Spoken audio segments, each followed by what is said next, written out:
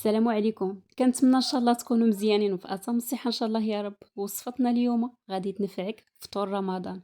مسمنات معمرين في الفران، كيجيو مقرمشين لذاذ بنان. نتمنى ان شاء الله تجربوا الوصفه وتنال اعجابكم. غادي ندوزو المقادير على بركه الله.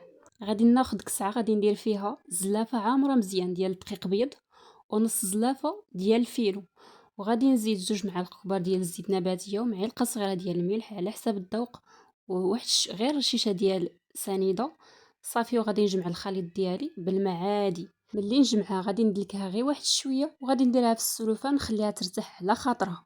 ممكن انكم تعجنوها في الليل وتخدموا بها في الصباح، ممكن تخليوها 2 سوايع، ممكن تخليوها ساعه، يعني على حسب ما يوقع لها والو. ملي نجمع العجينه وندلكها غير شويه غادي نديرها في السلوفان ونخليها على جانب على ما ترتاح. غادي ناخذ مقله غادي ندير فيها شويه ديال الزبده غير شويه وشويه ديال الزيت، وغادي ندير فيها بصله مشلضه نديرها على نار مهيله حتى كتشحر البصله مزيان. غادي نزيد لها واحد شويه ديال الابزار وشويه ديال الملحه، وغادي نزيد صدر الدجاج مقطع مزيان اولا الكفته على حساب الرغبه.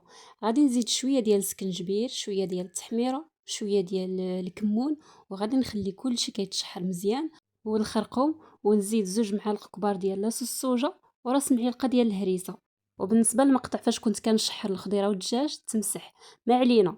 من ارتاحت العجينه ديالنا مزيان غادي نستعمل التوريق، الزيت، ومعلقه كبيره ديال النشا او مايزينا. غادي نخلطهم مزيان مزيان وغادي نبقى نحل به الكره. راه من ارتاحت العجينه كتحل كتجينا ساهله في الخدمه كما راكم تشوفوا في لا فيديو.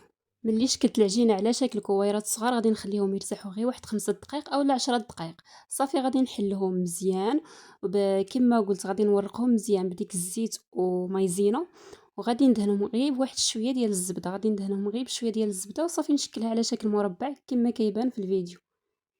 غادي ندير نفس العمليه حتى كنسالي من الكميه كامله، وغادي نبدي بالمسمنه الاولى.